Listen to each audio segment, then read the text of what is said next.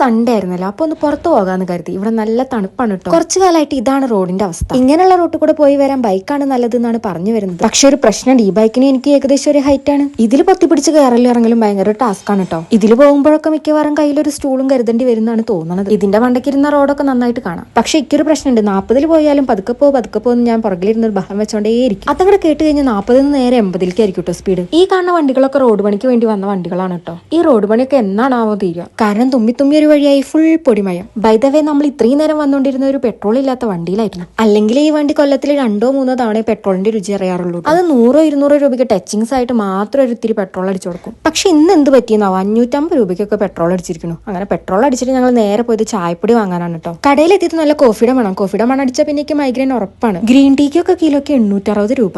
ഞങ്ങൾ വാങ്ങിയത് ഈ മിക്സ് ആണ്, 1 കിലോ വാങ്ങി. അങ്ങനെ ചായപ്പൊടിയും വാങ്ങിയിട്ട് ചുമ്മാ കറങ്ങി നടന്നു. ഈ കാണുന്നതാണ് കേട്ടോ ഗോഡ്വിൻ പബ്ലിക് സ്കൂൾ. ഇതിലാണ് നമ്മുടെ കെട്ടിയോൻ പഠിച്ചത്. സംഭവം ICSE ഒക്കെയാണ്, നമ്മൾ വേറെ സ്റ്റേറ്റ് ആണ്. എന്നാലും എനിക്കാണ് ബുദ്ധി കൂടുക. അതൊക്കെ കഴിഞ്ഞ് നമ്മൾ നേരെ പോയത് ഒരു ചാറ്റ് കടയ്ക്കാണ്. അവിടെ നിറയെ ജിലേബിയൊക്കെ ഉണ്ടായിരുന്നു, പക്ഷെ ഏകദേശം കഴിയാറായിട്ടുണ്ടായിരുന്നു. അവിടുന്ന് ഞങ്ങൾ ഒരു കച്ചോരി സമൂസയും വാങ്ങി. ഇവിടുത്തെ സമൂസയ്ക്ക് നമ്മുടെ നാട്ടിലത്തെ സമൂസയായിട്ട് യാതൊരു ബന്ധമില്ല കേട്ടോ. അതൊക്കെ വാങ്ങിയിട്ട് നമ്മൾ നേരെ പോയത് പാല് വാങ്ങാനാണ്. അപ്പം ഉണ്ടത് അവിടെ ഇരിക്കുന്ന ഒരാൾ. പിന്നെ അയാളുടെ അടുത്ത് കുറച്ച് കുശലാന്വേഷണങ്ങളൊക്കെ പറഞ്ഞതിന് ശേഷം നേരെ കടയിൽ പോയിട്ട് പാല് വാങ്ങി. ഇപ്പൊ പാല് മാത്രമായിട്ട് ഇങ്ങനെ വാങ്ങും? ഒരു കടയിൽ വരുമ്പോൾ ഓരോരോ കീഴ്വഴക്കങ്ങളൊക്കെ ഉണ്ടല്ലോ. അത് ഇതേപോലെ നിറയെ സാധനങ്ങളൊക്കെ ഉള്ള കടയിൽ. അങ്ങനെ ഞങ്ങൾ കുറച്ചൊക്കെ വാങ്ങിയിട്ട് എന്റെ ബാഗിൽ വെച്ചു, അല്ലെങ്കിൽ അപ്പുറത്തെ കടയത്തെ ചേട്ടൻ സങ്കടമായാലോ. അങ്ങനെ വീട്ടിലെത്തിയിട്ട് ഞങ്ങൾ നേരെ കഴിക്കാനുള്ള സാധനം എടുത്തുട്ടോ. ഇതാണ് കച്ചോരി, ഇത് എങ്ങനെയാണ് കഴിക്കാന്നാണ് പറഞ്ഞിരുന്നത്. അങ്ങനെ അതൊക്കെ കഴിച്ചു. അപ്പൊ ഇതൊക്കെയാണ് സൺഡേ വിശേഷങ്ങൾ. അപ്പൊ അത്രേ ഉള്ളൂ. Tata, bye bye.